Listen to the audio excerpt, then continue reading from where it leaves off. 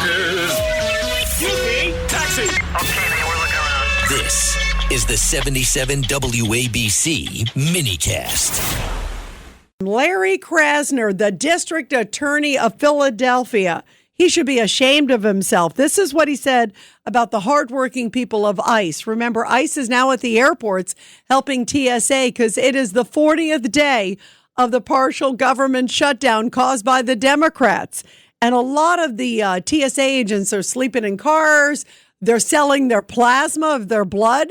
They're doing triple jobs just to make ends meet so they can pay for their wife and kids and family and everybody else. I feel so bad for them. And the Democrats are completely, I believe, using them as pawns. And then listen to Larry Krasner, the current DA there. He went one step further, saying he may arrest ICE. If any law enforcement agent, any ICE agent, is going to come to Philly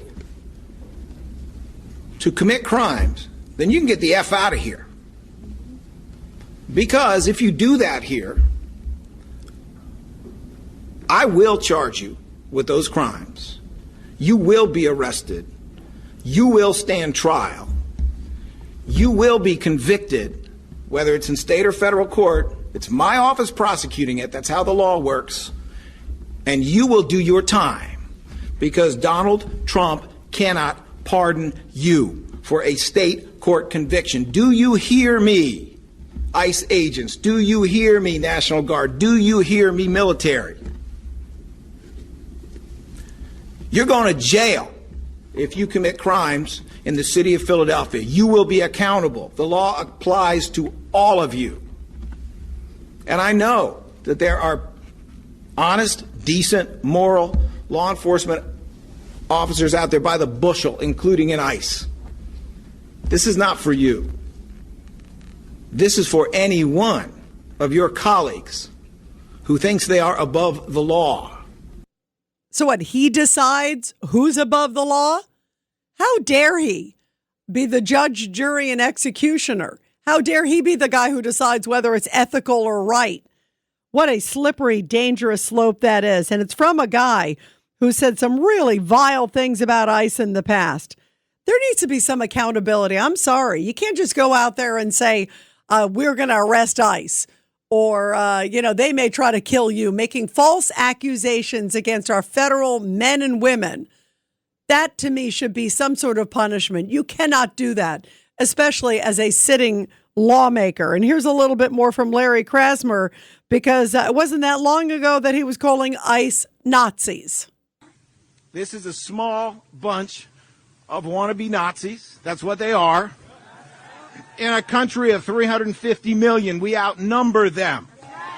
If we have to hunt you down the way they hunted down Nazis for decades, we will find your identities. We will find you. We will achieve justice. And that's an incredible statement. Unbelievable. We will hunt you down. We will find you. And if you break the laws, we're going to arrest you and come after you. So a little bit ago, we talked with Tom Homan. And Tom Homan, of course, the borders are very involved in all of this. This was his message to Larry Krasner. This is Cut 22. And this is Tom Homan responding when we asked him, what do you make of what Larry Krasner had to say? Here it is. He's a district attorney. I mean, his number one responsibility is the protection of his community and the citizens of that county. Start acting like it. I mean, ICE is arresting some of the worst criminals in this country, taking them off the street, making his county much safer. So you know what? A thank you would be nice, because we're working to make that community safer, and we're going to keep on doing it. And, you know, I'll put Pam Bondi against them any day. I'll put Pam Bondi up against you any day of the week. I agree with him. And then we also asked Tom Homan about Hakeem Jeffries, the House Minority Leader. Remember, Hakeem Jeffries said this. There are three things that have been true since Donald Trump and Republicans came back into power last January. Life is more expensive, life is more chaotic, and life is more extreme. The last thing that the American people need are for untrained ICE agents to be deployed at airports all across the country, potentially to brutalize or in some instances kill them. We've already seen how ICE conducts itself. These are untrained individuals when it comes to doing the current job that they have for the most part, let alone deploying them in close exposure and highly sensitive situations at airports across the country. So Tom Homan was on with me and John Katzimatidis on Katz and Cosby on WABC earlier, and I asked Tom, what do you make of Hakeem Jeffries? He is the leader in the House of Representatives for the Democrats, and here's what he said about him. Well, first of all, it's disgusting, right? He's one of the members who want ICE to get off the unmasked. Well, you know what? You know why we're wearing masks, Hakeem? Is because of people like you that vilify the men and women of ICE, comparing to the Nazis and the secret police, which has caused an 8,000% increase in death threats, a 1,400% actual increase in threats because of comments like that. And on the other hand, you want us to take off the mask. Well, you know what? No, we're not. And that's one of the things that Hill keeps pushing for in negotiations. I'm not putting one ICE officer at risk.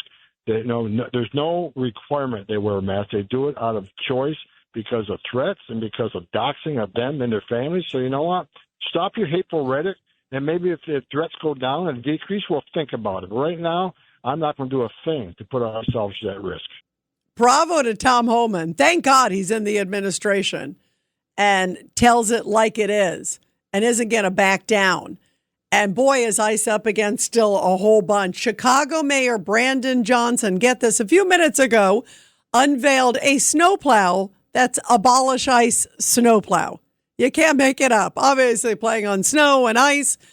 But this is coming a couple days after the guy who killed that beautiful 18-year-old Loyola University student. How tone deaf is the Chicago mayor?